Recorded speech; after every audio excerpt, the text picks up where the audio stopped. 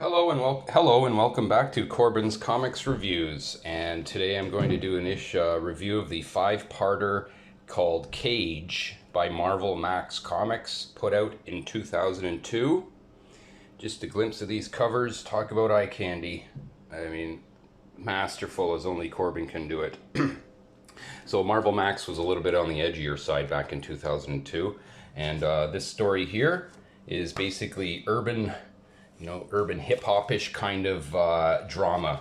And as you see through the review, there's a Clint Eastwood movie called Fistful of Dollars, which I haven't really watched in depth too much, but the gist of it is basically Clint Eastwood plays off two sides of a gang so that he can collect the riches. So here we go. Start off in a typical inner city, sort of slums, let's call it Harlem. And you see a woman going into a strip joint, and goes up some stairs, and there she is, and she's looking for a certain person, and she's looking for him. And there's Luke Cage, Power Man, for those who don't know who Cage is. And he's just staring at the mirror so he can watch his back. Guess it's something Cage likes to do, but you can tell he's built like a brick shithouse. So basically this lady comes over and asks him, hears that he does some jobs around the neighborhood for people, and asks him to help her. Her daughter was murdered in a drive-by shooting. And he's basically resistant. He only does big money jobs. She wouldn't have enough money. She offers him her child's college fund money, which is basically peanuts as far as Cage is concerned. But the photo of the daughter strikes a little bit of a match with Cage, as we'll see. And so he's basically hesitant, and another stripper comes over and asks about the matter. And the photo, Cage says, if that doesn't remind me.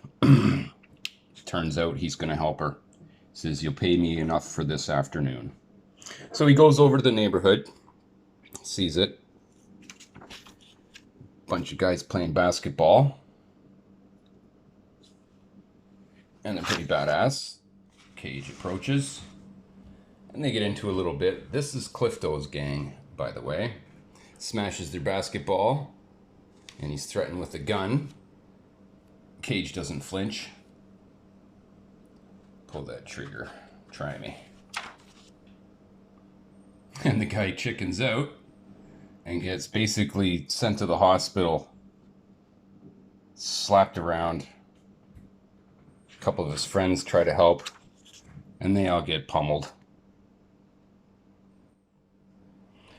So basically, Cage went to these guys to ask their gang leader, Clifto, to find out who tried to kill him the previous week that had resulted in that little girl's death. So Cage goes and does a survey of the neighborhood, sees another gang over here, goes into a liquor store, and Matt talks it up with the girl working there, gets a little bit of information on the lowdown, and she's kind of trying to warn him away. But he's like, nope, trouble's my middle name. Looks around, also sees a new Italian restaurant across the street. And all he tells is that there's money to be had in this neighborhood. So that's the end of issue 1, as a local cop comes over to the bar to talk to Cage. So issue 2, these two talk it up. The cop and Cage. Cage is basically told to back off. But Cage is still just doing his initial investigation, trying to figure out what all basically the power play is and why this area is so important. Because it looks like a slum. Okay. They mention 2 other actors in this matter. It's Tombstone and Hammer, the guy that owns that Italian restaurant. Tombstone's guys we saw a little bit in the last issue, and I'll just point them out to you as we go. So that's it for the meeting with the cop, and he leaves. And all it does is pique Cage's curiosity even more. So he gets also a visit by Tombstone's gang.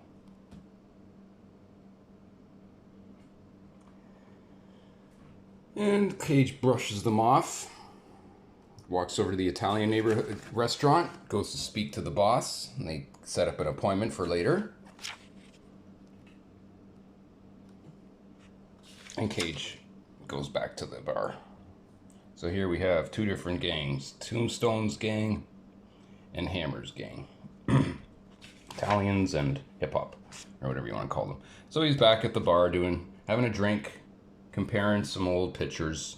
We'll know later on in the series who this person is that drew Cage into this entire matter. Quick little flashback scene here. Alright, so Clifto makes an appearance. And he's pretty much as badass as they come. I'm just doing a little bit of investigating. Find out what is everybody doing in this neighborhood. And he still wants to find out who was shooting at him that ended up the stray bullet killing that little girl. And doesn't really get anywhere. So they part. And then Cage goes and visits Hammer, the local Goomba. And Hammer gives him a bunch of money, a wad of cash, which Cage promptly pockets. Why wouldn't he? Sort of like a protection. Or just to stay out of his hair. Gives him a cigar. And they just finish their chat. And Cage is walking. And he's an appointment is set up with Tombstone. And while he's on the phone, one of Tombstone's guys gets murdered by Clifto. So Clifto says it was actually that guy he killed that shot that stray bullet, and that the case is closed. Cage isn't having any of it, and he has a sit down with Tombstone.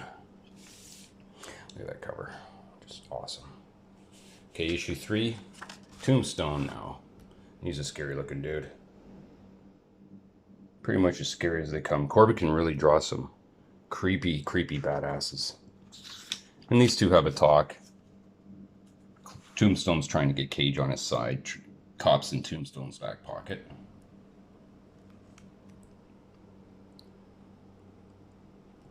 Tombstone offers Cage some hush money, or allegiance money, and doesn't really specify what he wants him to do. And they barter back and forth, negotiate a little bit more, but Cage just walks away. Says he wants none of it. Says he'll let you know. I'm afraid you just did. So we'll see what that means later on. So there's the investigation of where Clifto murdered Tombstone's gangbanger. And Cage goes back to the bar. And he and her name is Dixie end up doing the you-know-what next morning. They're just having a nice little interval time. Two people enjoying each other. And then Cage looks out the window and notices another curious sight is the mayor in this neighborhood. So it's getting more and more interesting how this whole thing is playing out. And Cage visits actually another little kid, Tegan, and asks him, "Why you doing that, little brother? The mayor was here." "Yeah, you know why he was here?" "I do." "Take back what's his." "He got something here?" "Shit, here is his. This is his entire neighborhood, his property." So that rings a little bit of a bell. So Cage, there's his two guys that he dummied the day before, sitting there, broken jaw, broken arm, concussion. They shouldn't have messed with a guy that's like 380 pounds and built like an ox. But that's street gangs trying to act tough, and they don't know their strategies. But he and Clifto have a talk. And Cage is basically trying to plant some seeds in Clifto's head about how he's going to be just dragged under the mud and left behind by Tombstone and Hammer. So he's trying to plant some seeds there. And later that night, there is reminiscing again. looking over the photos at the bar with Dixie. And there's a big shootout out front. And Cage goes to look outside. There's close up a Hammer. I want his fucking head, dude. And a bunch of Hammer's guys were shot. See, Cage is walking over to this tenement building. What do you want? Smashes the door open. Knocks the guy back. Basically, a little shove of his hand sent the guy flying 8 feet, whacks into this banister here. Guys outside of Hammers are looking at it. Cage knocks him out, kicks him in the face, and drags him over to Hammer and says, "Here's the guy that shut up your guys." So Hammer promptly executes him. And now we're back to Tombstone's place. And Cage tells Tombstone, even though he just killed one of Tombstone's, helped kill one of Tombstone's guys, that he's gonna be in. He's part of Tombstone's team. So plot's getting thicker, a lot of alliances and things getting set up here. We'll see what Cage has in store. Here's a flashback of Cage in prison. Just the depth and shading and detail in Corben's work as a master. So back here in prison, more details as to what really started this whole investigation. Who was this person and how was she associated with Cage? We'll find out. So he's back at Dixie's and he gets another visit by the cop. And the cop's trying to figure out where his angle is. Doesn't want him muscling in on his material, but I think the cop is way over his head. And, okay. So Cage goes to visit Clifto's gang. And again, planting the seed, saying that Hammer and Tombstone are having an alliance, and that Clifto's gang is going to be paved over, essentially. Watch your backs and your fronts. Then he goes over to Tombstone and warns him that the cop is making some alliances with Hammer's gang. And remember, that cop was in the back of in Clifto's or Tombstone's room. So Tombstone thought the cop was under his one of his, but Cage is pointing some things out to divide and conquer, plant some seeds. So, and then he now visits Hammer. And so again, Hammer's just trying to keep Cage in his pocket. Hands him a wad of cash. And Cage doesn't care. I think Cage knows how much power he has, and he can basically walk out of all of this. He knows everybody is underneath him as far as power goes, so he's just playing the whole team. And now Clifto decides to make a stand. And he's had enough, so he draws out Tombstone's gang and Hammer's gang. Comes Tombstone's gang. And these three, and there's the cop, makes an appearance. So guns everywhere. What's going to be the spark? Tombstone just lays it. And bang, bang, bang, bang. Huge shootout. All three gangs firing. People shot left and right. And Cage just walking along. So a little while later, they're in the bar. And Tombstone appears, shoots beside his head, smashes the mirror. And Tombstone said he's had enough of this. He's supposed to be protected. So Tombstone decided to introduce his own hired muscle. Mick Mountain Marko. Muscle. 110%. Every alley in the city's got a stain on it he left in it. Look at the mug on this guy. Man Mountain Marko. I remember from ASM Spider-Man comics way, way back. I think Steve Ditko used to draw them. I don't know much details beyond that, but he's huge. He's gigantic. And so Marko, Tombstone basically instructed Marko to F these two up. Dixie tries to grab a gun, but the bar gets smashed into her, so she's laid out.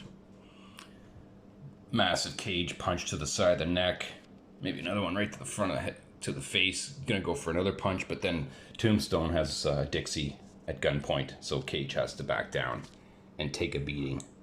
So that's basically like a 500-pound hammer smashing into your face. There's a right, a left, right, smashes into the bar. heel to the face, boot to the ribs, thrown around again. So Cage took a beating. Remember, Marko is probably superpowered. I don't know if this is just a regular human or not. Because remember the Secret Soldier serum with Captain America, there's theories that there's offshoots of that have been produced, resulting in these guys. So basically Cage thinks he's at the bottom. He's being mocked by Tombstone. Hammer comes over, you know, to rub it in a little bit, rubbing in his nose. And here we get a little bit of the background of Cage. I remember who you are. Used to move about a key of my product a week. Worked with some flashy pusher, Willis something. You backed him up, he set you up. You did time, pissed you off. Put a hit on him, called my boys from the joint. Who effed it up? No surprise, but somebody died. Rava. That was her name, your lady runs a punk, always a punk. So the final issue comes up. And we start off with recuperation. Oh, well, before that, let's figure out what's happening to Clifto's gang. Things are starting to come into play. Tombstone's gang basically freely walks over and dummies a guy up, and he's about to hang him and beat him from a basketball net. So Clifto's gang's days are numbered. And here's Dixie, that bar got kicked into her, broke her arm, so she's all messed up.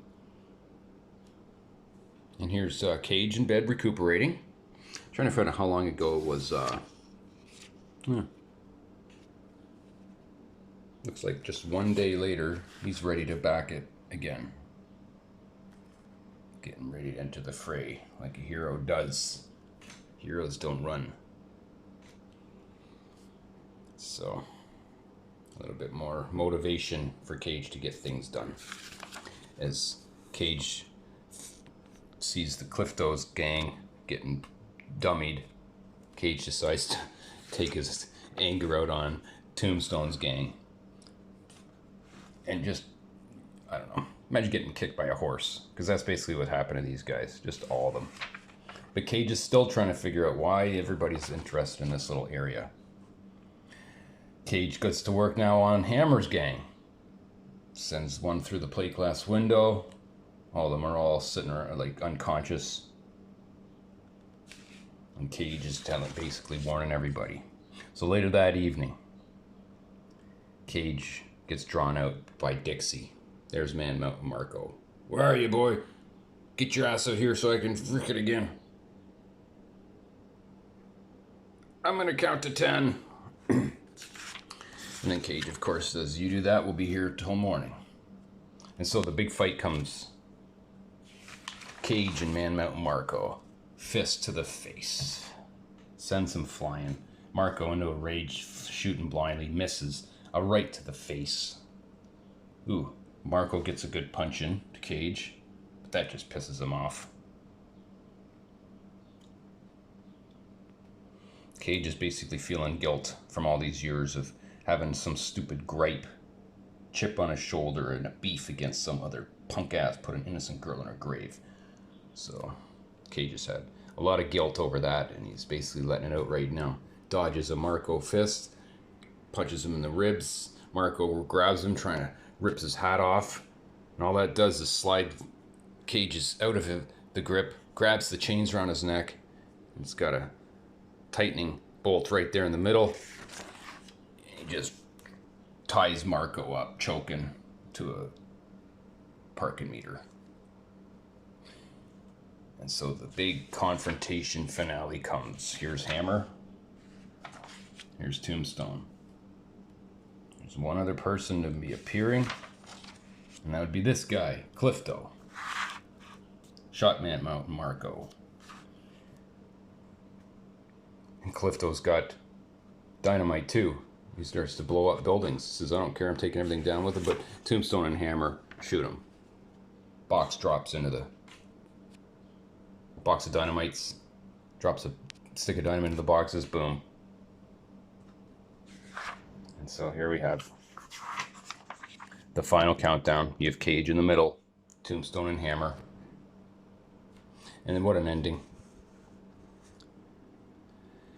I took some comfort, at least for my mama, knowing they couldn't be talking about me. No one's ever had the stones to call me that, though I've been called a lot of things. Hero for hire, power man, hell, even bulletproof. The end. And I'll just make a quick point. I must have glossed over that or passed over, but in prison, Caged for early release was asked to participate in an experimental muscle power enhancement program. So that's where he got his powers. And there'd be more to that in other stories. But anyways, that's the conclusion. Beautiful 5-part story. Inner city, redemption, greed, gentrification. Covers that are classic. They don't come much better than this. And I give this one I guess a 4 out of 5. I don't know. I reserve my 5 out of 5s for a few select books, and this one is really near the top of my list. So, Cage by Marvel Comics. Thanks for watching, and see you next time.